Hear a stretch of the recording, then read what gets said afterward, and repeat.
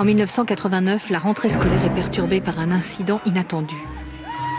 3 jeunes musulmanes qui refusent d'ôter leur foulard en cours sont exclues du collège Gabriel Havès de Creil. Motif : atteinte à la laïcité et à la neutralité de l'école publique.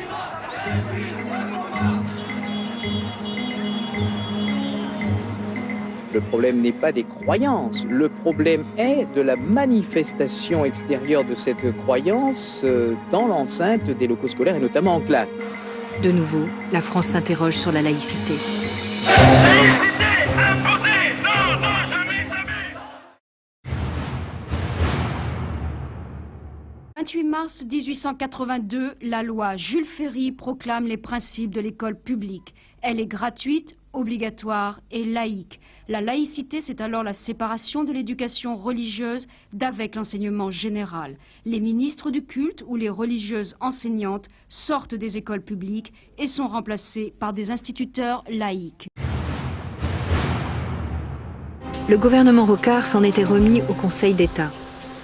Celui-ci, dans son avis du 27 novembre 1989, n'avait pu que rappeler le droit en vigueur. Si le port de signes religieux n'est pas en soi incompatible avec le principe de laïcité et constitue même une liberté, il ne doit pas prendre un caractère ostentatoire ou revendicatif, ni devenir un acte de pression, de provocation, de prosélytisme ou de propagande, et ne doit en aucun cas porter atteinte à la dignité de l'élève. Ainsi, le port de signes religieux peut être réglementé. 1937, Front populaire. La loi sur la neutralité scolaire s'affirme et bannit tout prosélytisme politique ou confessionnel. Tout port d'insigne, politique ou religieux, est interdit. L'insigne est alors défini comme tout objet dont le port constitue une manifestation susceptible de provoquer une manifestation de rejet.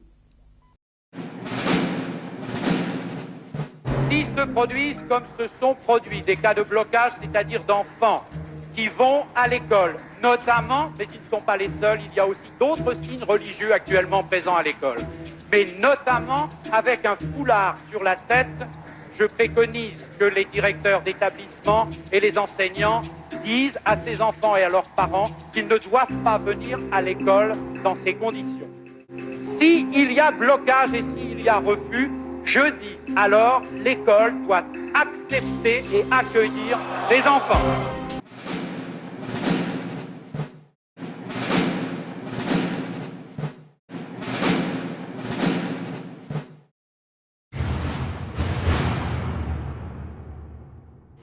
La question, c'est, on a été tétanisé.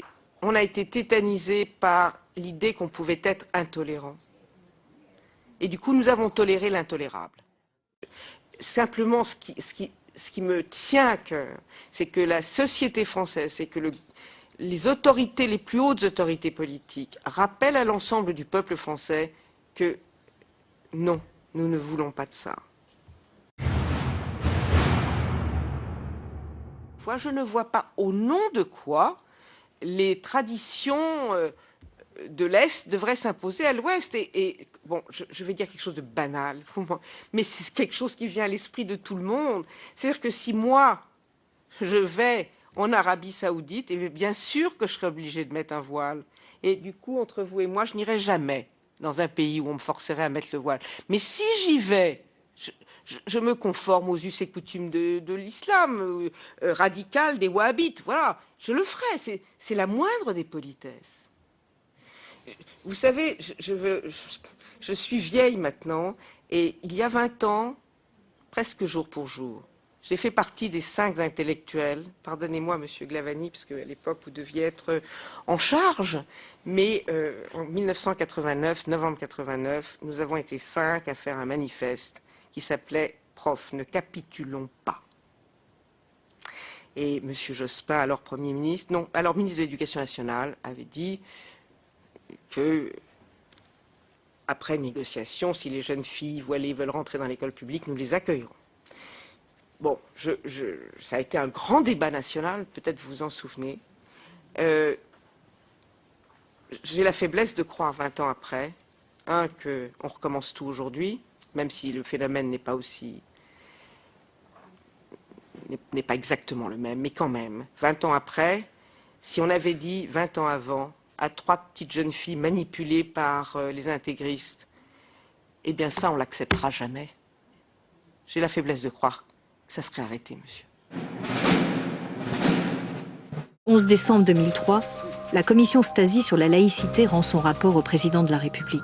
Le 17 décembre, Jacques Chirac se déclare favorable à l'enseignement du fait religieux et souhaite une loi contre le port ostensible de signes religieux à l'école. J'estime que le port de tenues ou de signes qui manifestent ostensiblement l'appartenance religieuse doit être proscrit dans les écoles, les collèges et les lycées publics.